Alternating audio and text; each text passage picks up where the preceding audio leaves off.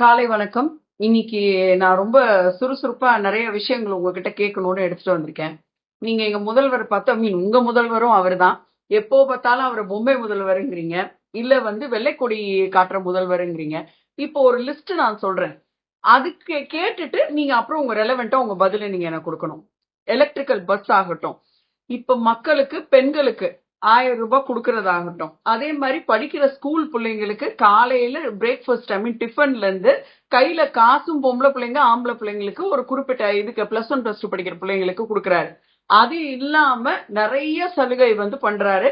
இப்ப ரேஷன் முதற்கொண்டு வயசானவங்க ரேஷனுக்கு வர வேண்டாம், நீங்க உங்க வீடு தேடி ரேஷன் வரும்னு சொல்லிட்டு இப்ப அதையும் போட்டிருக்காரு. இவ்வளவு மக்களுக்காக வேண்டி சிந்திக்கிறவரை நீங்க பொம்மை முதல்வர்னு சொல்லலாமா? சரியா கேக்குறீங்க. இன்னைக்கு சூழல்ல நீங்க பாருங்க, போன ஜூன் 30 நீங்க சொன்ன நம்ம முதல்வர் ஏசி பஸ், ஆமா எலக்ட்ரிக் பஸ் விட்டாரு.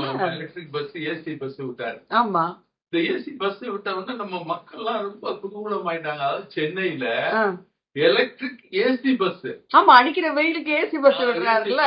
தாழ்தளத்தோட, அதாவது கீழே தரையை ஒட்டி வீல் சேர்ல இருக்கிறவங்களும் ஏறக்கூடிய மாதிரி ஒரு பஸ் பண்ணிருக்காரு. ஆமா, திட்டம் வரவேற்கக்கூடிய திட்டம். பழைய இந்த ஓட்ட உடசல் பஸ் அதுக்கெல்லாம் போய்கிட்டு இருக்கையில இப்ப டக்குன்னு நம்ம முதல்வரா தலையை கசக்கி எப்படி ஒரு பெரிய நல்ல திட்டத்தை ஒரு ஃபாரின்ல இருக்க மாதிரி ஒரு பஸ் இங்க கொண்டு வந்துட்டாரு அப்படின்னு நினைச்சா ஜெர்மன் கம்பெனி KfW அந்த கம்பெனியுடைய இதோட கொண்டு வந்திருக்காரு. கடைசியில அதுல என்ன ஏதுன்னு விசாரிச்சு பார்க்கையில வேர்ல்டு பேங்க் கடன் கொடுக்குது, ஹிந்துஜா குரூப் மேனேஜ்மெண்ட் பண்ண போகுது. லேலண்ட் கம்பெனியுடைய Hinduja group, Ashok Leyland OHM சொல்லிட்டு அவங்கதான் அதை மெயின்டைன் பண்ண போறாங்க. வேர்ல்டு பேங்க் கடன் கொடுத்திருக்கு. அதுகளுக்கு வேலையாள் போடுறது, ஆள் சேர்க்கறது, அதை நடத்துறது, மெயின்டைன் பண்றது, கலெக்ஷன் பண்றது, அவனுடைய வருமானம், இது எல்லாமே அவங்க பார்க்க போறாங்க. கவர்மெண்ட் கீழே வராதா? இது கவர்மெண்ட் என்ன செய்யுதுன்னா பஸ்ஸுங்களை எல்லாம் பிரைவேடைசேஷன் ஆகுது. அதாவது தனியார் மயம் ஆக்குறாரு. எப்படி மத்தியில இருக்கிற அரசாங்கம் எல்லாத்தையும் தனியார் மயமாச்சுன்னு ஒரு ஓயாம சொல்லுவாரு. மோடிஜி அதானி ஏர்போர்ட்டை தனியார் கொடுத்துட்டாரு. அதே மாதிரி அதானிக்கு அந்த சூரிய மின்சார சோலார் திட்டத்தை அதானிட்ட கொடுத்துட்டாரு. இப்படி அதானிட்ட என்ன சொல்றது போர்ட்டை கொடுத்துட்டாரு அப்படின்னு சொல்லிட்டு அதாவது துறைமுகத்தை கொடுத்துட்டாரு. இப்படி எல்லாத்தையுமே அதானிக்காகத்தான் இவர் செஞ்சுக்கிட்டு இருக்கிறாரு, அம்பானிக்காகத்தான் செஞ்சுக்கிட்டு இருக்கிறாருன்னு சொல்லிக்கிட்டு இருந்த முதல்வர் இவர் யார ஃபாலோ பண்ணி இங்க இப்ப இது செஞ்சுக்கிட்டு இருக்கிறாரு. இப்ப இவர் இங்க செஞ்சிருக்கிறதா பிரைவேடைசேஷன் தானே பண்றாரு. அரசு பஸ்ஸுகளை கொண்டு போய் எல்லாத்தையும் புதுசா ஓட்ட உடசலாக்கி வேற பஸ்ஸுகள் வாங்குறத விட்டுட்டு இவருக்கு வேற வழி இல்ல. ஏன்னா இவருக்கு நிர்வாகம் செய்ய தெரியல. அதனாலதான் பொம்மை முதல்வர் நாங்க சொல்றோம். 23ஆம் புலிகேசி முதல்வர் இவரை ஏன் சொல்றோம்னா இவருக்கு எந்த நிர்வாக திறனும் கிடையாது, நிர்வாகம் செய்ய தெரியாது. வரவுக்கு மேல செலவு பண்றாரு, கடன் வாங்குறாரு, 9 லட்சம் கோடி கடனை வாங்கி இருக்கிறாரு. வருமானத்துக்கு அதிகமாக வரிய போட்டு ஏகப்பட்ட வருமானத்தையும் கூட்டியிருக்காரு. இவ்வளவு பத்தல இருக்கிறதெல்லாம் பிரைவேடைசேஷனா மாத்துறாரு. சரி, பிரைவேடைசேஷனா மாத்துறாருன்னா ஒரு பெட்டர்மெண்ட்டுக்கு தானே. இப்போ நல்லா கம்ஃபர்டபுளான ஒரு பஸ்ஸஸ் இருக்கும், நல்லா மெயின்டைன் பண்ணுவாங்க. கொஞ்சம் கவர்மெண்ட் பஸ்ஸஸ் சரியா மெயின்டைன் பண்ண மாட்டாங்க. அதே மாதிரி வேலை வாய்ப்பு வரும்ல, எப்படி போனாலும் உங்களுக்கு. யாருக்கு வேலை வாய்ப்பு வருது? நம்ம ஆளுக்கு வேலை வாய்ப்பு வரும்டா. எப்படிப்பட்ட பிரைவேட்ல போகும்போது எப்படிப்பட்ட வேலை வாய்ப்பு இருக்கும்? அதுல இப்ப வேலையில இருக்கவங்களுக்கு எல்லாம் வேலை இல்லாம போயிடுவாங்கல்ல. அரசு உத்தியோகத்துல இருக்க ஓட்டுநர், நடத்துனர் எல்லாருமே இன்னைக்கு நீங்க கேட்டதுனால சொல்றேன், 9ஆம் தேதி இந்தியா முழுவதும் வேலை சொல்ற ஸ்ட்ரைக் பண்ணிட்டு இருக்காங்க. பாரத் பந்த் போட்டு பாரத் பந்த் போட்டு பந்து போய்கிட்டு இருக்கு. ஏன்னா அவங்களுக்கு போதிய சம்பளம் கொடுக்கல, அவங்களுக்கு வேலை வாய்ப்பு கூடல, அதே மாதிரி அவங்களுக்குள்ள ஓய்வூதியங்கள் தரப்படல அப்படின்னு பாரத் பந்த் போய்கிட்டு இருக்கு இன்னைக்கு. அப்ப இந்த மாதிரி 9ஆம் தேதி அது நடக்குது. அப்ப இப்படிப்பட்ட சூழல்ல இவர் எல்லாத்தையுமே மத்திய அரசு பிரைவேடைசேஷன் பண்றதுன்னு சொல்லிட்டு இவரும் பிரைவேடைசேஷன் தானே பண்ணிக்கிட்டு இருக்காரு. அப்புறம் இப்படி இன்னொரு இந்த மாதிரி ஒரு சூழல்ல கல்விக்கு நீங்க இப்ப சொன்னீங்க 1000 ரூபாய் கொடுக்குறாரு, கல்விக்கு முக்கியத்துவம் கொடுக்குறாரு அப்படின்னு நீங்க பாத்தீங்கன்னு சொன்னா அம்பேத்கர் லா காலேஜ்ல பெண்கள் வந்து மாணவிகள் உள்ளிருப்பு போராட்டம். 300 பேர் தங்குற இடத்துல 600 பேரை கொண்டாந்து தங்க வைக்கிறாங்க, கழிப்பறைகள் கிடையாது, வசதிகள் எதுவுமே கிடையாது அப்படின்னா அப்ப எந்த மாணவிகளுக்கு 1000 ரூபாய் கொடுத்தாரு இவரு? சரி, இது மாத்திரம் இல்ல, அதே மாதிரி நீங்க பாத்தீங்கன்னா அடையார் பகுதியில உள்ள லா காலேஜ் ஸ்டூடெண்ட் தங்குற அந்த இடத்தையும் அதே மாதிரி பண்ணிருக்காரு. இப்ப அவங்களும் போராட்டம் பண்றாங்க. அதை விட இன்னொரு நம்மளுடைய வெள்ளை கொடி வேந்தர் 23ஆம் புலிகேசி ஒரு புது திட்டத்தை அறிவிச்சிருக்காரு, ஐயா முத்துவேல் கருணாநிதி ஸ்டாலின். அதாவது சமூக நீதி உறைவிடங்கள் அப்படின்னா, அதாவது வந்து ஜாதி மதங்கள் இல்லாம இப்ப என்னன்னு கேட்டீங்கன்னா எல்லாருடைய பேர்லயும் இந்த கல்வி இந்த தங்கக்கூடிய இடங்கள் இருக்குல்ல, உறைவிடம் இருக்குல்ல, அந்த ஹாஸ்டலுங்க அது வந்து ஒவ்வொருத்தருடைய பேர்கள்ல இருக்கு. சரி, ஒவ்வொருத்தருடைய பெரியவங்க பேர்ல இருக்கும். ஆமா, அதெல்லாம் இருந்தா அது இந்த ஜாதிக்காரரு அப்படின்னு தெரியுதுன்னு சொல்லிட்டு சரி சமூக நீதி உறைவிடம்னு சொல்லிட்டு அதை மாத்துறோம். உங்களுக்கு எல்லாம் தமிழ் நல்லா வருது, அழகா சொல்லிடுறீங்க. எங்களை மாதிரி சரியா தமிழ் வராதவங்களுக்கு வாயிலே நுழையாது இது. அந்த மாதிரி ஒரு திட்டத்தை நம்ம 23ஆம் புலிகேசி முதல்வர் யோசிச்சு சொல்லியிருக்காரு. ஏன் இது பெரியவங்க பேர்ல இருந்தா பின்னாடி இருக்க பிள்ளைங்களுக்கு இவர் யாரு, காமராஜர் பேரோ இல்ல வந்து தேவர் பேரோ இருந்ததுன்னா யாருன்னு கேட்கும் போது பசங்களுக்கு சொல்லுவாங்கல்ல, சமூக நீதியை பாதிக்குதுங்கிறாரு. ஓ, அப்ப வெறும் கருணாநிதி ஐயா பேர் மட்டும் தான் இருக்கணும் அப்படிங்கிற மாதிரி தான் அவர் பாக்குறாரு. அது மாதிரி அதை வைக்கணும் அப்படிங்கிறாரு. அப்ப இந்த சமூக நீதியை பாக்குறவரு இருக்கிறதுக்கே இடம் இல்ல. அப்படி இந்த சமூக நீதியை பாக்குற ஒரு ஊர்லதான் கள்ளக்குறிச்சியில நீங்க பாத்தீங்கன்னா ஒரு ஸ்கூல்ல ஒரு வாத்தியார் ஃபுல்லா தண்ணி அடிச்சுட்டு கீழே படுத்து கிடக்குறாரு வாத்தியார். ஆமா, வலைதளத்துல பார்த்தேன். நல்ல ஒரு எடுத்துக்காட்டு. ஆமா, கேட்டா அங்க வந்து நிரந்தர வாத்தியார் இல்லைன்னு அங்க அந்த அம்மா, எங்க பள்ளிக்கு நிரந்தர வாத்தியார் கிடையாது, எங்க பள்ளி வாத்தியாருடைய நிலைய பாருங்க. ஒரு பக்கம் வாத்தியார்களுக்கு சம்பளம் கொடுக்கலன்னு அவங்க கொடி பிடிச்சிட்டு இருக்காங்க. அதே மாதிரி மருத்துவமனைகள்ல நர்சஸ் கிடையாது, டாக்டர்ஸ் கிடையாது. இப்ப அதையெல்லாம் வேற நாங்க கான்ட்ராக்சுவல் பேஸ்ட்ல எடுக்க போறோம் அப்படிங்கிறாரு. அந்த மருத்துவ நர்ஸ், அந்த அதாவது மெடிசன் குடுக்கறவங்க, அந்த மாத்திரை மருந்து குடுக்கறவங்க, கெமிஸ்ட் அதாவது அவங்க, அப்புறம் அதே மாதிரி நர்ஸ், அப்புறம் அந்த அடுத்த ஒரு கடைநிலை ஊழியர்கள் அப்படி எடுக்கிறத வந்து இப்ப நாங்க கான்ட்ராக்சுவல் பேஸ்ல எடுக்க போறோம், ஒரு வருஷம் கான்ட்ராக்ட் அப்படின்னு எடுக்க போறோம்னு சொல்லிருக்காரு. அப்ப பெர்மனன்ட் கவர்மெண்ட் எம்ப்ளாயி இல்ல கிடையாது. அப்ப அது முதல்ல அந்த கான்ட்ராக்சுவல்ல எடுத்தவங்களுக்கு எல்லாம் நாங்க பெர்மனன்ட் பண்ணுவோம் பின்னாலன்னு சொன்னாங்க. அப்ப அதை நம்பி அவங்க சேர்ந்தவங்க எல்லாம் இப்ப அதுக்கு அந்த சங்கம் எல்லாம் எதிர்ப்பு தெரிவிச்சிருக்கு. ஓ, அவங்கள இன்னும் பெர்மனன்ட் பண்ணல.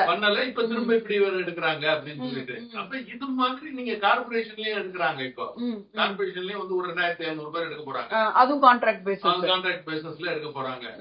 இப்படி நிறைய நீங்க பாத்தீங்கன்னா இவங்களுடைய வருமானத்துக்காக இவங்க கவுன்சிலர் அமைச்சருக்கு இப்ப நம்ம ஒரு போன பிளாக்ல ஒண்ணு பேசணும். மதுரையில வந்து நீங்க பாத்தீங்கன்னா வரியை குறைச்சு வாங்கி 200 கோடி பேசணும். அப்ப உடனே இப்ப நம்ம பொம்மை முதல்வருக்கு அது தெரிய வந்து அந்த திமுக அந்த கவுன்சிலர்கள்ல இருந்து அந்த மேயர் வரைக்கும் எல்லாத்தையுமே அந்த மண்டல பொறுப்பாளர்கள் எல்லாரையுமே நீக்கிருக்காரு, கட்சியில இருந்து நீக்கிட்டேன்னு சொல்லிட்டாரு. ஆனா அவங்க மேல எந்த நடவடிக்கையும் கிடையாது. 200 கோடிக்கு நடவடிக்கை இருக்கணுமா இல்லையா? அதாவது அதிகாரிகள் மேல நடவடிக்கை இருக்கு. இந்த கட்சிக்காரர்கள் மேல 10-20 நாள் சென்று பழையபடி கட்சியில சேர்ந்துருவாங்க. ஓ, அப்ப நீக்கினதெல்லாம் பெரிய விஷயம் இல்லங்கிறீங்களா? இந்த மாதிரிதான் அவர் பண்ணிட்டு இருக்காரு. இந்த நீக்கினது பெரிய விஷயம் இல்லையான்னு கேக்குறத பாக்கும்போது இன்னொரு வலைதளத்துல நான் பார்த்தது ஒண்ணு வருது. சொல்லுங்க. ஒரு காவல் அதிகாரி ஒருத்தர் வந்து என்ன பண்றாரு, ஒருத்தர் வந்து லஞ்சம் கேக்குறாரு. அப்ப அவர் என்ன சொல்றாரு, எனக்கு எப்படி ஓப்பனா லஞ்சம் கேக்குறேன். ஆமாப்பா, நீ கொடுத்துட்டு என்ன செய்ய போற, போட்டோ எடுக்கணும்டா எடுத்து ரெக்கார்ட் பண்றதுன்னா பண்ணிக்க, மேல எனக்கு மேல அதிகாரிகள்ட்ட போய் சொல்லுவேன், காட்டுவேன், என்ன பண்ண போறாங்க, சஸ்பெண்ட் பண்ண போறாங்க. ஓ, சஸ்பெண்ட் பெரிய விஷயம். 3 மாசம் சென்று பழையபடி இதே வந்துட போறேன். ஓ, சிம்பிள். 3 மாசம் கழிச்சு நான் வீட்டு திருப்பி வந்துருவேன். நீ என்ன செய்ய முடியும் என்னைய? அதனால கேக்குறத குடுத்துட்டு போயா அப்படின்னு அப்படியே சொல்றாரு. அது அவங்க ரெக்கார்ட் பண்ணி போட்டிருக்காங்க, வலைதளத்துல ஓடிக்கிட்டு இருக்கா. நீங்களே 5 லட்சம் ரூபாய் அவர் கொடுக்குறாரு. சோ இப்படி இந்த நிர்வாகம் வந்து எவ்வளவு நிர்வாக சீர்கேடு. சரி, இதுதான் இப்படி இருக்கு அப்படின்னு கேட்டீங்க பாத்தீங்கன்னா, இந்த அர்பனைசேஷன் என்ன சொல்றதுன்னா, டவுன் அதிகமாகி இந்த வர்ற இந்த காலகட்டத்துல இந்த டவுன் அதிகமானதுனால எல்லா பகுதிகளிலையும் வரிகளை உயர்த்தி இருக்கிறாங்க. இப்ப பாத்தீங்கன்னா சென்னையை சுத்தி சென்னை அவுட் சைட்ல OMR ஈசிஆர் இந்த பக்கங்கள்லாம் நீங்க பாத்தீங்கன்னா கலாம்பாக்கம்ல இருந்து முட்டுக்காடு, அந்த பக்கம் வந்து உங்களுக்கு இருக்கக்கூடிய ஏகாட்டூர், இப்படி உள்ள சோழிநல்லூர் தாண்டி சொல்றீங்க. ஆமா, இந்த பகுதியெல்லாம் நீங்க பாத்தீங்கன்னா குறைஞ்சபட்சம் 20-30 மாடி கட்டடங்கள் நிறைய இருக்கு. ஆமா, பெரிய பெரிய கட்டடம் நிறைய இருக்கு. அது வந்து எல்லாமே தங்கக்கூடிய குடியிருப்புகளாக இருக்கு. அதே மாதிரி கம்பெனிகளும் இருக்கு. ஐடி கம்பெனி, நிறைய ஐடி கம்பெனி, பெரிய பெரிய கம்பெனிகள் இருக்கு. ஆமா, இவங்களுக்கு தண்ணி வசதி கிடையாது, ரோடு வசதி கிடையாது, சரியான ரோடு வசதி கிடையாது. அதே மாதிரி காலேஜஸும் இருக்கு நிறைய. ஆமா, காலேஜஸ் இருக்கு, ரோடு வசதி கிடையாது. அதே மாதிரி கழிவுநீர் வசதி இல்ல. அப்ப வேஸ்ட் மேனேஜ்மெண்ட் எப்படி பண்றாங்க? அதுதான் சொல்றேன். இப்ப அதே மாதிரி குப்பைகள், அவங்களால ஏற்படக்கூடிய இந்த உணவு சாப்பிட்ட குப்பை, எல்லா குப்பையும் வரும். இதுகளை எல்லாம் கொண்டாந்து என்ன பண்றாங்க, கோடி பை அது இதுல கட்டி OMR ECR ரோடுகள்ல 2 பக்கமும் கொட்டிட்டு போறாங்க. குப்பையை அடி கொட்டிட்டு போயிட்டு இருக்காங்க. கன்ஸ்ட்ரக்ஷன் இந்த டெப்ரீசஸும் அங்கேதான் கொட்டுறாங்க. இந்த இடிபாடுகள் இடிச்சப்பட்ட பழைய செல்லு மண்ணு எல்லாத்தையும் அங்கதான் கொட்டுறாங்க. ஓரங்கள்ல அந்த மெயின் ரோடுகள்ல ஓரங்கள்ல கொட்டிட்டு போயிடுறாங்க. அப்ப குப்பை கடங்கள் ஆயிடுமே எல்லாமே. அந்த பகுதியில இருக்கிற பஞ்சாயத்துகள் வந்து இன்னும் வந்து அர்பனைசேஷன் ஆகல, டவுன் ஆகல. ஏன்னா உங்களுக்கு சோழிங்கநல்லூரோட சென்னை கார்பரேஷன் முடிச்சிருது. ஆமா, அதுக்கப்புறம் அங்க எல்லாமே வந்து பஞ்சாயத்து கீழ வருது. பஞ்சாயத்து கீழ வந்துருக்கு. ஒரு 5-6 பஞ்சாயத்து இருக்கு. அப்ப இந்த பஞ்சாயத்துகள்ல எல்லாம் எந்த ஒரு வசதிகளும் இல்ல, எதுவும் இல்லைன்னு மக்கள் ரொம்ப குமரலா இருக்கிறாங்க. ஆமா, குப்பையை கொட்டி வச்சா அதுல இருந்து நோய் வரும் இல்ல, அப்புறம் ரோடும் இல்ல, தண்ணியும் இல்ல, கழிவு நீர் அகற்றுறதுக்கு வசதி கிடையாது. ஏன்னா வண்டிகள் வந்துதான் எடுத்துட்டு போகணும். ஆமா, அதே மாதிரி குடிநீரும் வண்டிகள்ல தான் கொண்டாந்து ஊத்தணும். ஆனா எல்லா வரிகள் வந்து நீங்க பாத்தீங்கன்னு சொன்னா சென்னை கார்பரேஷனுக்கு ஈக்குவலான வரிகள் பஞ்சாயத்துலயும். ஆமா, பஞ்சாயத்துல. அதே மாதிரி அடுக்குமாடி கட்டடங்கள், அவ்வளவு அடுக்குமாடி கட்டங்கள், அதுக்கு தகுந்த ரோட வசதியோ எதுவுமே கிடையாது. அப்ப எப்படி அவங்களுக்கு பெர்மிஷன் கொடுக்குறாங்க? பஞ்சாயத்துகள்ல ஏதோ பேசி அந்த கம்பெனிக்காரங்க பேசி எல்லாமே லஞ்சத்துல போய்கிட்டு இருக்கு. நம்ம பொம்மை முதல்வருக்கு இது தெரியாதா? அப்ப இது ஒரு பெரிய சாபக்கேடு. இவர் ஆட்சிக்கு வந்ததுக்கு அப்புறம் நிர்வாக சீர்கேடு, மக்களுக்கான சாபக்கேடு. கல்வியிலையும் ரொம்ப கீழே இருக்கு, அதே மாதிரி நிர்வாகத்திலையும் ரொம்ப கீழே இருக்கு. இது போக சென்னையில பாத்தீங்கன்னா எல்லா பக்கமும் டிராபிக், எல்லா ரோடும் குண்டும் குழியுமா இருக்கு. சரி, இந்த டிராபிக்கு மத்தியில மெயினான இடங்கள்ல நீங்க பூரா பாத்தீங்கன்னா தலைவர்களுடைய சிலை, இல்லன்னா இந்த மாநாட மயிலாட ஆட்டம் போட்ட அந்த சிலைகள், குத்துற மாதிரி வெட்டுற மாதிரி குதிரை சிலை, இப்படி எல்லா சிலைகளையும் நடுவுல, ரோட்டுக்கு நடுவுல ரவுண்டானான்னு சொல்லிட்டு நோட்டுக்கு நடுவுல அங்கே டிராபிக் அவ்வளவு சொல்லையா இருக்கு. அந்த இடத்துல வந்து இவ்வளவு பெரிய சிலைகள் எல்லாம் தேவையா? இது பத்தாவதுக்கு எல்லா கட்சியினுடைய கொடிகள் பெரிய பெரிய திண்டுகளை கட்டி அதுக்கு மேல 100 அடி உயரத்துக்கு வந்து பைப்பை ஊண்டி அதுல கொடியை பறக்க விடுறாங்க. இப்ப இதையெல்லாம் ஒழுங்குமுறை பண்றதுக்கு செய்ய வேண்டிய செயல்பாடுகள் எதுவும் செய்ய மாட்டாங்களா? சரி, இப்ப நம்ம இதை கேட்கும் போது எனக்கு பழையது கொஞ்சம் ஞாபகத்துக்கு வருது. உங்களுக்கு எல்லாம் அதாவது 2000க்கு அப்புறம் உள்ள பிள்ளைகளுக்கோ இல்ல 90க்கு அப்புறம் உள்ள பிள்ளைகளுக்கு தெரிய ஞாபகம் இல்ல. முதல்ல இந்த தலைவர்கள் பெயர்களை எல்லாம் வச்சு எல்லா போக்குவரத்துக்கும் தலைவர்களுடைய பேரை வச்சாங்க, பழைய மன்னர்களுடைய பேரை வச்சாங்க. அதே மாதிரி எல்லா மாவட்டங்களுக்கும் தலைவர்களுடைய பேரை வச்சாங்க. அப்புறம் ஒரே அது பிரச்சனையா இருக்கு, அதாவது ஜாதி சமூக பிரச்சனையா இருக்கு அப்படின்னு சொல்லிட்டு எல்லாத்தையும் மாத்துனாங்க. அப்புறம் சரி, அப்படி பேர் வைக்க வேணாம் மாவட்டத்துக்கு, அப்படி பேர் வைக்க வேணாம்னு அந்த மாவட்டம் இல்லாம ஊர் பேரையே வச்சிருவோம் அப்படின்னு அந்தந்த மாவட்டத்துல உள்ள டவுன்களுடைய பேர்களை அததுக்கு திரும்ப மாத்துறாங்க பழையதுக்கு. அதே மாதிரி இப்ப இந்த சீர்திருத்தங்களை எல்லாம் கொண்டுட்டு வரணும். இப்ப இது போக இன்னும் என்ன பிரச்சனை இருக்கு அப்படின்னு கேட்டீங்கன்னா, குறைஞ்சபட்சம் இந்த ஒரு 15-20 நாள்ல டவுரி டெத் மாத்திரமே ஒரு 3 நாள். ஆமா, அது இப்ப ரொம்ப சிவியரா இருக்கு. கொஞ்ச நாள் அப்படியே ஆஃப் ஆயிருந்த மாதிரி இருக்கு, இப்ப ரொம்ப திருப்பி வந்து சிவியரா கிளம்பி இருக்க மாதிரி இருக்கு. அதே மாதிரி இந்த பொம்பளை பசங்க ஏன் தைரியம் இல்லாம இப்படி ஒரு முடிவு எடுத்துருதுங்கன்னு தெரிய மாட்டேங்குது. அல்ல, இதுக்கு என்ன காரணம் அப்படின்னு கேட்டீங்கன்னா, இந்த டவுரி வாங்குறத வந்து நிறுத்தணும் அப்படிங்கறதுல யாருமே முடிவு எடுக்கிறது இல்ல. அது இப்ப ரொம்ப ஃபேஷனால குடுத்துக்கிட்டு இருக்காங்க இப்ப. பர்டிகுலரா இது வந்து கோவை மாவட்டத்துல ரொம்ப அதிகமா இருக்கு. அதே மாதிரி இந்த டவுரி வாங்குறது மாத்திரமல்ல, டவுரி கொடுத்து நீங்க ரெண்டையுமே அதுல பாக்கணும். டவுரி கொடுத்து அந்த டவுரி கொடுக்க முடியாம டவுரி தொல்லையினால இறந்து போற சூசைட் பண்ணிக்கிற பெண்களும் இருக்காங்க. அது இல்லாம உடனே டவுரியில இருந்து டைவர்ஸ் பண்ணி அது டொமஸ்டிக் வயலன்ஸ் அவன் மேல கேஸ் கொடுத்து அவன்கிட்ட இருந்து பணம் கொடுக்குற ஆளுங்களும் இருக்காங்க. ஆமா, ரெண்டுமே இருக்கு. ஆமா, செட்டில்மெண்ட்னு வந்து பணம் கொடுக்கிற பெண்களும் இருக்காங்க, அதுவும் இருக்கு. ஆமா. அப்ப இது போக இன்னொன்னு இந்த டைவர்ஸ் கேஸ் வந்து ஏகப்பட்டது கோர்ட்ல வந்து இப்ப குமிஞ்சிருக்கு. நீதிமன்றத்துல பாத்தீங்கன்னா கூடுதலாக 1 மாசம் 2 மாசத்துக்கு பின்ன உடனே கல்யாணம் முடிஞ்சு 2 நாள் டைவர்ஸ் கேஸ்லாம் வந்திருக்கு. ஆமா, இந்த டைவர்ஸ் கேஸையும் கம்ப்ளீட்டா வந்து பார்க்க வேண்டியது இருக்கு. என்ன அப்படின்னு கேட்டீங்கன்னா, இந்த டைவர்ஸ் பண்றதுக்கு என்ன காரணம் அப்படின்னு கேட்டீங்கன்னா, ஒண்ணு பணம் பறிக்கிறது ஒரு குரூப் இருக்கு. ஆமா, இன்னொன்னு வந்து டவுரி கொடுக்குற குரூப்பும் இருக்கு. இப்ப இதையெல்லாம் மனசுல கொண்டு இதுக்கு ஏத்த மாதிரி சட்ட திருத்தங்கள் கொண்டு வந்தாதான் இதையெல்லாம் மாத்த முடியும். நம்ம பொம்மை முதல்வர் அதையெல்லாம் எங்க யோசிக்கிறாரு, எங்க பாக்குறாரு? நீங்க வந்து நம்ம பொம்மை முதல்வர் அதை செஞ்சுட்டாரு இதை செஞ்சுட்டாரு எதையோ கற்பனையா என்கிட்ட சொல்றீங்க. இவ்வளவு பிரச்சனைகள் இருக்கு தமிழ்நாடு. நீங்க கற்பனையா சொல்றீங்க. ஒரு முதலமைச்சரை நேரா பார்க்கவே முடியாது. இப்ப நீங்க வந்து பாத்தீங்கன்னா ஒரு காமன் மேனுக்கும் அவர் ரீச் ஆகுறாரு, போன்ல எல்லாம் பேசுறாரு, எல்லாம் பண்றாரு. இதே இபிஎஸ் ஐயாவை நீங்க போய் டக்குன்னு பாத்திர முடியுமா?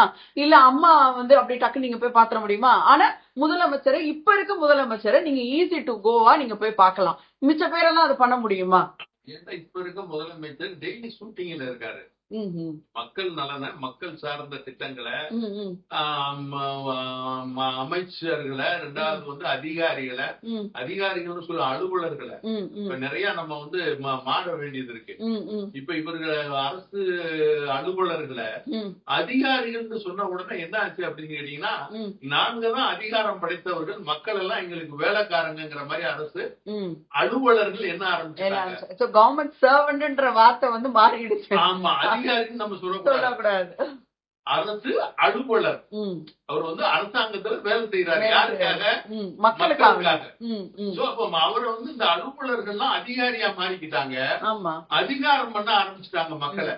இப்ப அவங்க அதிகாரம் பண்றதை கேட்டு அமைச்சர்களும் மக்களுக்கு வேலை செய்யறவங்கிறத மறந்து மக்களை அடக்கி ஆளக்கூடியவர்களாக வந்துடுறாங்க. அப்ப இப்படி வரும்போது இப்படி உள்ள பொம்மை முதலமைச்சர் தமிழகம் ஓரணியில் திரள்வோம்னு ஒரு புது கதை சொல்றாரு. இப்ப தமிழகம் ஓரணியில் திரண்டு என்ன பண்ண போறாரு, ஏன் செய்ய போறாரு இவரு? என்னத்தை இப்ப ஓரணியில இல்லாம 3வது அணியில இருக்கா, 4வது அணியில இருக்கா, 5வது அணியில இருக்கா? இப்படி ஊரா நான் போய் எல்லாத்தையும் கொண்டு கார்டை கொடுத்து எல்லாத்தையும் பேப்பரை கொடுத்து உங்க செல்போன் நம்பரு, உங்க வீட்டு அட்ரஸ், உங்க அதுல ஓடிபி வருதான்னு பாக்குறது. அப்படின்னா இப்ப மக்கள் என்ன நினைக்கிறாங்கன்னா, இப்படி போன் நம்பர், ஏழை எளிய மக்கள் அமைச்சர் பேசுறாருன்னு சொல்லிட்டு முதலமைச்சர் பேசுறாருன்னு நீங்க சொன்ன மாதிரி ரெக்கார்டிங் பண்ண அந்த வாய்ஸ உடனே ஆன் பண்ணி பேசணும்னா நீங்க நல்லா இருக்கீங்களா அப்படின்னு முதலமைச்சர் போய் அவன் காதுல வச்சுட்டு ஆகும் முதலமைச்சர்ட்டே நம்ம நேரா பேசுறோம் போடுறோம்னு மக்களை முட்டாளாக்குறாரு. உங்க பொம்மை முதல்வர் என்ன செய்யறாரு? மக்களை முட்டாளாக்குறாரு, பேசுறாரு. பேசிட்டு அந்த ரெக்கார்டிங் வாய்ஸ் கேக்குது, அதான் முடிஞ்சிடும். சோ இப்ப அந்த மக்கள் என்ன நினைச்சு அதை நினைக்கிறாங்க அப்படின்னு கேட்டீங்கன்னா, இப்படி வீடு வீடா போய் அவங்க இருந்து கேட்டுக்கிட்டு இருக்கிறத என்ன நினைக்கிறாங்கன்னா, இந்த போன் நம்பர் வழியாக அவங்களுடைய பேங்க் அக்கவுண்ட் அது இதெல்லாம் கிடைச்சா ஜிபே மூலமாக எலெக்ஷன் இப்ப வரப்போகுதுன்னு ஒரு 10 மாசத்துல, அப்ப இதுல பணம் போடுவாங்க நமக்கு. இப்படி எல்லாம் யோசிக்கிறீங்க? பணம் கொடுப்பாங்கிறது தானே அதை கொடுக்குறாங்க. இல்லைன்னா எதுக்கு வீடு வீடா போய் ஓடிபி நம்பர் வாங்குறாங்க, பேங்க் அக்கவுண்ட் வாங்குறாங்க, செல்போன் நம்பர் வாங்குறாங்க? என்ன காரணம்? இல்ல அந்த உறுப்பினர் அட்டையில அது ஒரு ஒன் ஆஃப் தி லைன் இல்ல, அது ஒரு கட்சியில வந்து சேரணும்னா அவங்க வந்து சேர்ந்துட்டு போறாங்க.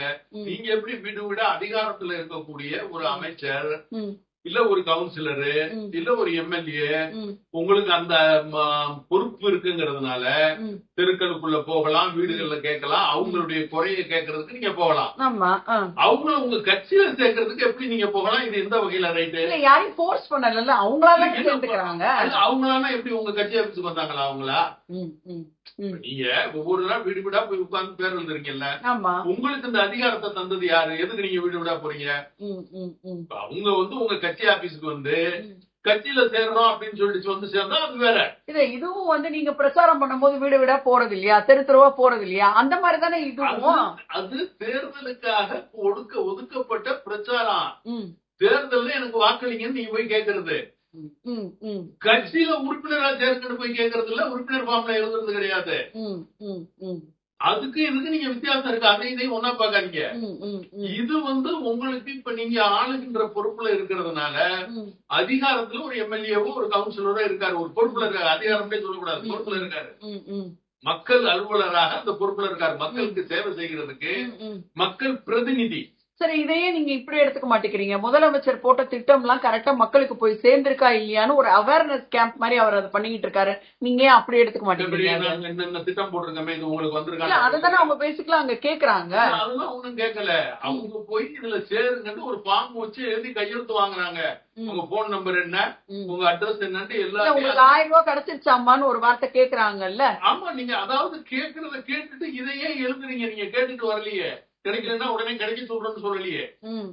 நீங்க என்னத்துக்கு அவரை உங்க கட்சியில உறுப்பினரா சேர்க்கிறீங்க? அப்ப எதுக்கு அந்த ஸ்டிக்கரை ஒட்டுறீங்க வாசல்ல? எதுக்கு ஓட்டுறீங்க? திமுக ஸ்டிக்கரை எதுக்கு ஓட்டுறீங்க? அப்ப இப்படி நீங்க ஒவ்வொருத்தரும் இந்த மாதிரி பொறுப்புகள்ல வந்ததோட அதிகாரம் இருக்குன்னு நினைச்சுக்கிட்டு முட்டாள்தனமா, நான் அந்த இடத்துல அதை குறிப்பிட விரும்புறேன். இவருக்கு ஒரு அதிகாரமும் கிடையாது, இவருக்கு பொறுப்பு தான் இருக்கு. மக்களால் தேர்ந்தெடுக்கப்பட்டிருக்காரு, மக்களுக்கு இவர் வேலை செய்யணும். அந்த ஏரியாவில தண்ணி வரலையான்னு கேட்கணும், அவங்க வீட்டுல தண்ணி வரலையான்னு கேட்கணும், ஜாக்கெட் அடிச்சுக்கிச்சான்னு கேட்கணும். கண்டிப்பா ரோடு சரியா இருக்கான்னு கேட்டாரா? குப்பை அழுறாங்களான்னு கேட்டாரா? அதே மாதிரி உணவுப் பொருள்கள் வழங்குறது அரசு மூலமாக வழங்குற ரேஷன் கரெக்டா வருதான்னு கேட்டாரா? இது வாஸ்தவம், கரெக்ட். அப்ப இதையெல்லாம் அவரு கேட்கல. அதே மாதிரி உங்க திருட்டு எதுவும் போகாம ஏரியா திருட்டு இல்லாம இருக்கா? அதே மாதிரி உங்க பிள்ளைகள் எல்லாம் பள்ளிக்கு சேஃபா போகுதுங்களா பசங்க எல்லாம்? அதே மாதிரி அரசு கொடுக்குற புத்தகம், நோட் புக்கு அது இதெல்லாம் கிடைச்சிருக்கா? இதெல்லாம் கேட்டாரா? இதெல்லாம் கேட்கலையே. இவரு போய் அவங்க போன் நம்பர், வீடு அட்ரஸ் எல்லாம் வாங்கி இவங்கள அவங்க கட்சியில ஏன் உறுப்பினரா சேர்க்கிறாங்க? இப்ப ஒரு ஆட்சி அதிகாரத்துல இருக்கவரு, ஒரு அந்த பொறுப்புல இருக்கவங்க, அந்த பகுதியில உள்ளவங்க அங்க அவங்க அதுல அவங்கள வீடு வீடாக வரும்போது அவங்க வரக்கூடாதுன்னு சொல்ல முடியாது. ஏன்னா அவர் தாங்க கவுன்சிலரு. அப்ப அவரை வரக்கூடாதுன்னு சொன்னா அது சரியா இருக்காது. அப்ப வரவேற்பாங்க. அவங்களுக்கு பிடிக்குதோ பிடிக்கலையோ, அவர் எந்த கட்சிக்காரரோ வரவேற்பாரு. அப்போ வரவேற்ற உட்கார்ந்த உடனே நீங்க உங்க கட்சி ஃபார்ம் ஃபில் பண்ணி அவரு கட்சியில சேர்ப்பீங்களா? இது சட்டப்படி குற்றம். நீங்க அது தெரியணும். மிரட்டி சேர்க்க வைக்கிறதுங்களா? ஆமா, நீங்க அதுல சேரல கொள்ளல, நீங்க அதெல்லாம் சொல்லலைன்னா சரி, அப்ப தேர்தல் வரும்ல பாத்துக்கலாம். நீங்க தானே இருக்க போறீங்க, பாத்துக்கலாம்னு சொல்லிட்டு போய்கிட்டு இருக்காங்கிற மாதிரி சொல்றாங்க எதிர்கட்சியை சார்ந்தவங்க. இது ஐடி சட்டப்படி குற்றம்ங்கிறாங்க. வீடு வீடா போய் சொல்றது, இந்த மாதிரி கட்சியில வற்புறுத்தி சேர்க்கிறது சட்டப்படி குற்றம்ங்கிறாங்க. அப்ப அந்த மாதிரி ஒரு செயல்களை இப்ப செஞ்சுக்கிட்டு இருக்கிறாங்க. இப்ப நீங்க பிரச்சாரம் பண்ண போறீங்க அப்படின்னு சொன்னா, பிரச்சாரம் பண்றது வேற. இப்ப எதிர்கட்சி தலைவர், மாண்புமிகு முன்னாள் முதல்வரும் இன்றைய எதிர்கட்சி தலைவருமான எடப்பாடி அவர்கள் பிரச்சாரம் பண்றாரு. ஒரு பெரிய வேன் மேல ஏறி நின்று பிரச்சாரம் பண்றாரு. அது எப்பவும் கட்சியாருங்க பண்றது. நீங்க அது மாதிரி பிரச்சாரம் பண்ணா அது வேற விஷயம். எங்களுக்கு ஓட்டு போடுங்கன்னு கேக்குறது, பிரச்சாரம் பண்றது, நாங்க வந்தா என்னென்ன நல்லதுகளை செய்வோம் அப்படின்னு நீங்க செஞ்சதை நீங்க செஞ்சிருக்கேங்கிறத சொல்லலாமே. நீங்க சொல்லலையே. உங்க தெருவு சரியா இருக்கான்னு கேட்டு வரல, உங்க தெருவை சுத்தம் பண்றாங்களான்னு கேட்டு வரல, உங்க தெருவுல சாக்கடை நீர் ஒழுங்கா, கழிவு நீர் போகுதான்னு கேட்கல, உங்களுக்கு குடித்த நீர் ஒழுங்கா வருதான்னு கேட்கல, அப்போ உங்க பிள்ளைகளுக்கு கல்விக்கான எல்லாமே கிடைச்சிருக்கான்னு கேட்கல, அரசு திட்டங்கள் எல்லாம் உங்களுக்கு சேர்ந்திருக்கான்னு கேட்கல. அதை விட்டு நீங்க ஒரு ஃபார்ம் எடுத்துக்கிட்டு போய் உங்க கட்சியில சேர்றதுக்கு நீங்க எழுதுறது எந்த வகையில சரி? அதே மாதிரி நான் ஒரு ரீல் பாத்தேங்கய்யா. எனக்கு அந்த ரீல் கொஞ்சம் பிடிச்சிருந்தது, அதனால நான் உங்களுக்கு ஷேர் பண்றேன். ஒரு டிஃபரன்ஸ் நான் பார்த்தேன் இபிஎஸ் ஐயா கிட்ட. அவர் ஒரு மார்க்கெட்ல போய் ஒரு கொத்தமல்லி கட்டு, புதினா கட்டெல்லாம் விலை கேட்கிறாரு, எலுமிச்ச பழமும் கேட்கிறாரு. அப்ப நாங்க ஒரு லேடிஸா இது யூஸ்வலா கேட்போம், பெரிய பழத்துக்கும் ஒரே ரேட்டு, சின்ன பழத்துக்கும் ஒரே ரேட்டு சொல்றீங்களா அப்படின்னு. அப்ப ஒரு காமன் மேன் பெர்ஸ்பெக்டிவ் அவர்கிட்ட நான் அது ஒரு நோட் பண்ணேன். அது நம்ம முதலமைச்சர்கிட்ட கொஞ்சம் கிடையாது. ஒரு காமன் மேன் கலோக்கியல ஒரு பெர்ஸ்பெக்டிவ்னஸ் அதுல இருந்தது. எனக்கு அது அந்த இடத்துல அது ரொம்ப பிடிச்சிருந்து. நான் இது வரைக்கும் எந்த முதல்வர்கிட்டையும் பார்க்காத ஒரு காமன் மேன் பெர்ஸ்பெக்டிவ் அவர்கிட்ட இருக்கு. அப்ப நீங்க இந்த இடத்துல நீங்க இதை பார்க்கணும். என்ன அப்படின்னு கேட்டீங்கன்னா, மாண்புமிகு முதல்வர் சாதாரண, முன்னாள் முதல்வர் சாதாரண விவசாய குடும்பத்தில இருந்து வந்தவர். அதனால காய்கறிகளுடைய விலை, பழங்களுடைய விலை, மற்றபடி அரிசி இந்த மாதிரி பருப்புகளுடைய அதே மாதிரி எந்த மார்க்கெட்ல இருந்து வாங்குறீங்கன்னு எல்லாம் கேக்குறாரு. அவருக்கு தெரியும். ஆமா. இப்ப நம்ம சொன்ன பொம்மை முதல்வர் வந்து தென்காசி பகுதியில போயிருக்கும் போது பதநீர் கொடுக்குறாங்க. அத அவர் குடிக்கிறாரு. குடிச்சிட்டு இதுல சர்க்கரையா போட்டிருக்கீங்கன்னு கேக்குறாரு. நல்லா இனிப்பா இருக்க, சர்க்கரை போட்டிருக்கீங்களா அப்படின்னு சொல்லிட்டு கேக்குறாரு. அவர் சிட்டிவாசி, இவர் எப்படி நாட்டை வந்து விவசாயத்தை ஆள முடியும், எப்படி நாட்டை ஆள முடியும், விவசாயிகளுக்கு எப்படி ஒரு நன்மை செய்ய முடியும், எப்படி நதிநீர் பங்கீட்டை பத்தி பேச முடியும், எப்படி பொருளாதாரத்தை பத்தி இவர் பேச முடியும், எந்த பொருளாதாரம். அதே மாதிரி இன்னொன்னு இப்ப ஒரு வலைதளத்துல ஒண்ணு நான் பார்த்தேன். அவர் வந்து இந்த மிசாவுல உள்ள போனேன்னு சொல்றாரு. என்ன அடிச்சாங்க, உதைச்சாங்க. அவர் போனது உண்மைதான். மிசாவுல உள்ள போனேன்னு அதை நீங்க கதையை கேளுங்க. போனது உண்மைதான். எதுல உள்ள போனாருங்கிறது மிசா லிஸ்ட்ல இல்ல. மிசாவுல யாரெல்லாம் உள்ள போனாங்க மிசா கைதிகளாக ஒரு புத்தகமே போட்டு வெளியிட்டு இருக்காங்க. அந்த இதுல வந்து இப்ப மிசாவுல போகல, அவர் வேற கேஸ்ல போனாரு. அது வேற விஷயம். அவர் இன்னைக்கு நமக்கு முதல்வராக இருக்காருன்னா அது சொல்ல விரும்பல. அப்ப அவர் அந்த கேஸ்ல தான் அவர் உள்ள போனது. அப்ப அதையே அவரே சொல்றாரு. அவர் நான் 23 வயசுல ஒரு மனம் முடித்து கொஞ்ச நாள்லயே எனக்கு அந்த விசாவை கூட்டு போயிட்டாங்க. 6 மாசத்துலயே போயிட்டாரு. மனைவியை விட்டுட்டு நான் போனேன், கையில எல்லாம் அடிபட்டு இருக்கு அப்படிங்கிறாரு. அவரு அதுக்கு முன்னால ஒரு ரீல்ல பேசுறாரு. அதையும் எடுத்து போடுறாங்க. நான் இப்ப கல்லூரி மாணவனாக 19 வயசுல கல்லூரி மாணவனாக போயிருக்கும் போது மிசாவுல போனேன்னு சொல்றாரு. கல்லூரி மாணவனாக இருக்கும் போது அந்த கைதியாக உள்ள போனாரா, இல்ல 23 வயசுல கல்யாணம் முடிச்சுட்டு உள்ள போனாராங்கிறது அவருக்கே தெரியல. இது அவரே சொல்றாரு. இந்த ஸ்டேட்மெண்ட் முன்னுக்கு பின் முரணாக அவர் நம்ம சிஎம்ஏ சொல்றாரு. அப்ப இவருடைய நிலைப்பாடுகள் என்ன அப்படின்னு கேட்டீங்கன்னா, எந்த ஒரு நிலைகளுமே சரியா இல்லாத ஒரு நிலை. நீங்க மாண்புமிகு மறைந்த முதல்வர்களை பத்தி சில பேரை பத்தி நம்ம யோசிக்கணும் அப்படின்னா, மறைந்த முதல்வர் புரட்சி தலைவர் எம்ஜிஆர் பத்தி ஒரு விஷயத்த எனக்கு ஒரு 19 வயசு இருக்கும் போது நடந்த ஒரு சம்பவத்தை உங்களுக்கு சொல்றேன். ஜீவான்னு சொல்லிட்டு ஒருத்தர் கம்யூனிஸ்ட் கட்சியில இருந்தாரு. அவர் மறைஞ்சிட்டாரு. அந்த ஜீவாவுக்கு செலவைக்கணும்னு சொல்லிட்டு கம்யூனிஸ்டுக்காரர்கள் எல்லாம் போய் கேக்குறாங்க. அப்ப கேட்கும் போது அவங்க எல்லாம் அப்ப வந்து உண்டியல் குளிக்கதான் காசு சேர்ப்பாங்க. அப்ப அந்த காலகட்டங்கள்ல ஒரு 50-60,000 ரூபாய் அதுக்கு செலவாகும். அப்பவே ஆமா. அப்ப இந்த ஜீவாவுடைய 100ஆண்டு விழாவுல வந்து மாண்புமிகு மறைந்த முதல்வர் புரட்சித் தலைவர் எம்ஜிஆர் கலந்துக்கிறாங்க. அப்ப கலந்துக்கும் போது அந்த கலந்து பேசிட்டு போது தண்டாயுதபாணி அப்புறம் மொத்தம் மறைந்த கம்யூனிஸ்ட் தலைவர்கள், அவரு இன்னொருத்தர் அவர் நல்ல பேர், அவர் பேர் இப்ப ஞாபகத்துக்கு வர சென்று அவர் எம்பியாவெல்லாம் இருந்தவர். அவரு இப்படி எல்லாமே தேனிக்காரர், அவரு நல்ல தமிழ் பேசக்கூடியவர். இப்ப இவங்க எல்லாம் இருந்தவங்க எல்லாருமே அப்படியே யோசிச்சு பேசிக்கிட்டு கடைசியில தலைவர்கிட்ட கேட்போமா அப்படின்னு சொல்லிட்டு எம்ஜிஆர்ட்ட கேக்குறாங்க.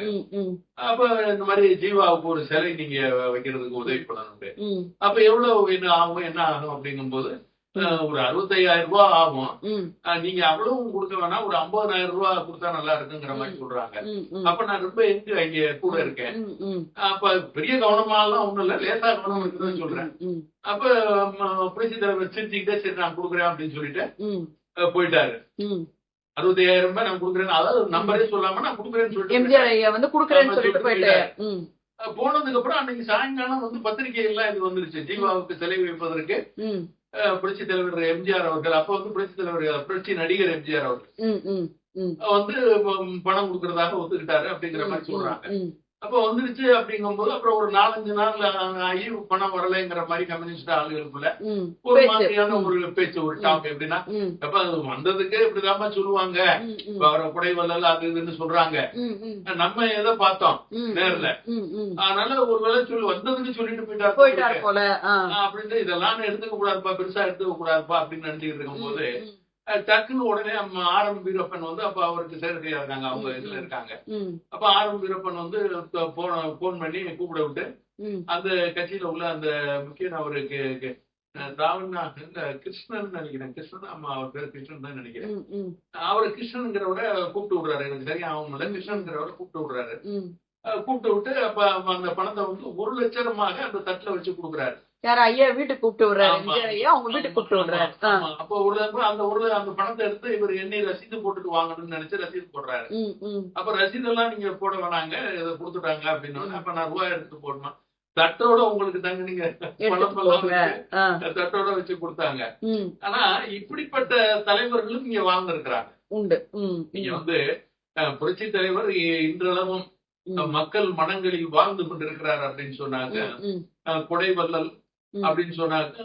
அவர் தான் கொடைவள்ளல், அவர் தான் புரட்சி தலைவர், மக்கள் மனங்களில். அதே மாதிரி புரட்சி தலைவர் அம்மா அவர்கள் இப்ப மக்களுக்கான நலத்திட்டங்களை இப்ப நீங்க அம்மா அவர்கள் ஒரு மேடையில பேசும்போது சொல்லுவாங்க, அதாவது மக்களுக்கு என்ன தேவை என்பது ஒரு தாய்க்கு தெரியும். கண்டிப்பா. அப்ப அம்மா உணவகம், அம்மா குடிநீர், அம்மா சிமெண்ட், அம்மா மருத்துவம். முதல்வர்கள் எல்லாம் வந்து மக்கள் நலனில் அக்கறை உள்ளவர்களாக, மக்களுக்காக செயல்படுறவர்களாக இருந்திருக்கிறாங்க. இப்ப இருக்கிற முதல்வருக்கு கண்ணும் காதும் மறைக்கப்பட்டிருக்கு, மூடப்பட்டிருக்கு. அதாவது வந்து கஸ்டோடியல் டெத், அதாவது காவல்துறை மூலமாக மக்களை சாவடிக்கக்கூடிய ஒரு காவல்துறையாக டவுரி ஹராஸ்மெண்ட் இருக்கு. போதை வஸ்துகள் அதிகமாக புழங்குது. கல்வித்துறை சரியில்லை. வாத்தியாரே தண்ணி அடிச்சுட்டு வந்து படுத்து கிடக்குறாரு. அப்ப இப்படி பேராசிரியர்கள் இல்லாம இருக்கு. பேராசிரியர்கள் வந்து சரியாக போடல. அதே மாதிரி கல்வியில வளர்ச்சி ஏற்படல. அதே மாதிரி நீங்க பாத்தீங்கன்னா நிர்வாக திறன் இல்லைங்கிறதுக்கு இன்னொரு காரணம் என்ன அப்படின்னு கேட்டீங்கன்னா, அதிக அளவுல மின்சார கட்டணம் இந்தியாவுக்கு அதிகமா உள்ளது தமிழ்நாட்டுல தான். அதே மாதிரி கடனும் அதிகமா வாங்கியிருக்கிறது தமிழ்நாடு தான் இருக்கு. நம்பர் 1 ஸ்டேட்டா இருக்கு. அப்ப எல்லா வகைகளிலும் தமிழ்நாடை வந்து கீழே கொண்டு போயிருக்காரு, முன்னேற்றத்துக்கு கொண்டு வரல. இவர் வந்து அந்த 4 வருஷத்துல படு பாதாளத்துக்கு தமிழகத்தை கொண்டு வந்து. அப்ப இந்த வலைதளத்துல நம்ம பாக்குற ரீல்ஸ் எல்லாம் மார்க்கெட்டிங்கிறீங்களா? பூரா முழுக்க முழுக்க முழுக்க அவருடைய வாடகைக்கு ரெடி பண்ண ஒரு 200-500 கம்பெனிகளை, வலைதள யூடியூப் சேனல் கம்பெனிகளை ஆரம்பிச்சு விட்டுருக்காங்க. அப்ப எல்லாம் ஸ்டார்ட் ஆக்ஷன் கேமரா தான். இதை வச்சுதான் இவர் வந்து கடந்த முறையும் வந்திருக்காரு, இந்த முறையும் வந்துடலாம்னு தான் இந்த வீடு வீடாக போய் பார்த்து அவங்களுடைய போன் நம்பர் அது இதை வாங்கி ஜிபே மூலமாக அது மூலமாக இது மூலமாக பணத்தை கொடுத்துடலாம் கொடுப்போங்கிறாங்க. மறைமுகமாக மக்களுக்கு அதை தெரிவிக்கிறது தான் இந்த வேலை. அதனாலதான் ஓரணியில் தமிழ்நாடுங்கிற மாதிரி ஏதோ ஒரு பேரை வச்சுக்கிட்டு இவர் செய்ய வேண்டியது. அது மாதிரி இப்ப எதிர்கட்சி தலைவர் கனிமொழியும் வீடு விட பிரச்சாரத்துக்கு போறாங்களே, அவங்க வீடு விட போறாங்க. இப்ப நீங்க அவங்க வந்து பாருங்க, முதல்ல நாங்க வந்தா அதாவது இளம் விதவைகள் நிறைந்த தமிழகம்னு சொன்னாங்க. இதான் இளம் விதவைகள் நிறைந்த தமிழகமாக இருக்கு. அதனால வந்தா நாங்க ஒரே கையெழுத்துல மதுவை ஒழிப்போம்னு சொன்னாங்க. அதே மாதிரி எங்க கட்சியை சார்ந்தவர்கள் மது ஆலைகள் நடத்த மாட்டாங்க அப்படின்னு சொன்னாங்க. அந்த வாக்குறுதியை கொடுத்தாங்க. இப்ப அவங்க கட்சியை சார்ந்தவங்க தானே மது ஆலைகள் நடத்திக்கிட்டு இருக்கிறாங்க. அப்ப எல்லாருமே தானே இங்க அந்த மதுவை ஒழிக்கல. இப்ப இளம் விதவைகள் இல்லையா இங்க? அப்ப இவங்களுடைய நிலைப்பாடுகள் என்ன? இவங்க வந்து சொல்லும் செயலும் ஏன் ஒன்னா இல்ல? குறைஞ்சபட்ச திட்டங்களையாவது பண்ணிருக்கணும். சரி, இப்ப வந்து இவ்வளவு நீங்க ஊரா போய் வீடு வீடா போய் என்னத்தை நீங்க முன்னேற்றுவீங்க? சரி, திராவிட மாடல் ஆட்சின்னு சொல்றீங்க. உங்க அப்பா என்ன மாடல் ஆட்சி பண்ணிட்டு இருந்தாரு? கருணாநிதி என்ன மாடல் ஆட்சி பண்ணாரு? நீங்க சொல்றது திராவிட மாடல் ஆட்சி. அப்ப கருணாநிதி பண்ணது என்ன மாடல் ஆட்சி? அப்ப அவரு என்ன ஆட்சி பண்ணாரு? நிறைய பேர் சொல்றாங்க என்ன அப்படின்னா, இவங்களுடைய இந்த வாடகை வாய்கள் தான் தமிழர்கள் இன்னைக்கு படிச்சிருக்கிறதுக்கு காரணமே திராவிட மாடல் ஆட்சி தான்ங்கிறாங்க. எனக்கு புரியாதது என்ன அப்படின்னு கேட்டீங்கன்னா, அண்ணாதுரை வந்து திராவிட மாடல் வர்றதுக்கு முன்னால படிச்சவரா இல்ல வந்ததுக்கு அப்புறம் படிச்சவரா? அறிஞர் அந்த கட்சி ஆரம்பிச்சவரு. அப்ப அவரு டபுள் எம்ஏல இங்கிலீஷ்லயும் ஆரம்பிக்கும் போதே டபுள் எம்ஏ, அதாவது தமிழ்லயும் படிச்சிருக்காரு, எம்ஏ படிச்சிருக்காரு, ஆங்கிலத்திலயும் எம்ஏ படிச்சிருக்காரு, லிட்டரேச்சர் பண்ணிருக்காரு. அப்ப டபுள் எம்ஏ வாங்கினவர். அவரு எப்ப படிச்சாரு? திராவிட மாடல்ல படிச்சாரா, அதுக்கு முந்தி படிச்சாரா? அப்ப ஐயா ராமானுஜம் எப்படி படிச்சாரு? ஐயா ராமானுஜம் நீங்க பாருங்க, அவர் எப்ப படிச்சாரு? அப்ப இதே மாதிரி நீங்க நிறைய நீங்க சொல்லிட்டே போலாம். இப்ப நீங்க அதுக்கு முன்னால இருந்த தலைவர்கள் எல்லாமே எப்ப படிச்சவங்க? இப்ப திராவிட மாடல் வந்தா படிச்சாங்களா? அதே மாதிரி நிறைய நாங்க என்ன மாற்றத்தை கொண்டு வந்திருக்கோம். காலத்தினுடைய மாற்றம் எல்லா பக்கமும் நடந்திருக்கு. உண்மை. ஆமா, இவங்க மாற்றம்னு சொல்றது என்ன அப்படி இருக்குன்னு கேட்டீங்கன்னா, எல்லாத்தையும் வந்து கண்ணிய குறைவாக்கி இருக்காங்க, கலாச்சாரத்தை கெடுத்திருக்காங்க. திராவிட மாடல் ஆட்சியில கலாச்சார சீரழிவு நடந்திருக்கு. தமிழ் மக்கள் மத்தியில பிரிவினைகள் அதிகமாயிருக்கு. அதே மாதிரி உங்க நாகரிகம் இல்லாத மேடை பேச்சுன்னா இவங்கதான் கலாச்சார சீரழிவு. என்ன பேசுறோம் ஏதுங்கிறதே தெரியாது. தெரியாம மேடைகள்ல பேசுறவங்க. அதனால கலாச்சார சீரழிவுக்கு வழிவகுத்தவர். அதே மாதிரி இன்னொரு முக்கியமான விஷயத்த சொல்லணும். இவங்க வந்து இஸ்லாமியர்களுடைய பாதுகாவலர் கருணாநிதி, இஸ்லாமியர்களுடைய பாதுகாவலர் திமுக, இஸ்லாமியர்களுடைய பாதுகாவலர் மு.க. ஸ்டாலின் எல்லாம் பேசுறாங்க. இஸ்லாமியர்களை தீவிரவாதிகள், முஸ்லிம் தீவிரவாதிகள் முத சட்டமன்றத்துல சொன்னது கருணாநிதி அவர்கள் தான். இஸ்லாமியர்களை தீவிரவாதியாக மாத்துனதே கருணாநிதி தான். அப்ப அந்த பேரை வந்து அடைமொழியா ஆக்குனதே இவர் கருணாநிதி தான். அதே மாதிரி இஸ்லாமியர்கள் இன்னைக்கு வந்து கோவையில குடிவெடுப்பு நடந்து அவர் ஆட்சி காலத்துல நடந்தது. அதே மாதிரி 2021 மு.க. ஸ்டாலின் ஆட்சிக்கு வந்தோம்னா திரும்ப குண்டுவெடிப்பு நடக்குதுங்க. இப்ப அதுக்கு முன்னால அதிமுக ஆட்சியில் இருக்கல குண்டுவெடிப்பு நடக்கல. அந்த தீவிரவாதிகள் எல்லாம் இல்ல. அதே மாதிரி இந்த மாதிரி பெண்கள் பிரச்சனை எல்லாம் இல்லவே இல்லையே. சரியா இருந்தது. அதையும் நீங்க கம்பேர் பண்ணி பாருங்க. அப்ப இந்த ஜாதிய பிரச்சனைகள், அதே மாதிரி பிரிவினைவாதம், இப்படி எல்லாத்தையும் தவறான பழக்க வழக்கங்கள், மது போதைக்கு அடிமையாகிறது. இப்ப நீங்க பாத்தீங்கன்னா நடிகர்கள்ல இருந்து ஏகப்பட்ட பேர் மது போதைக்கு அடிமையா இருக்காங்க.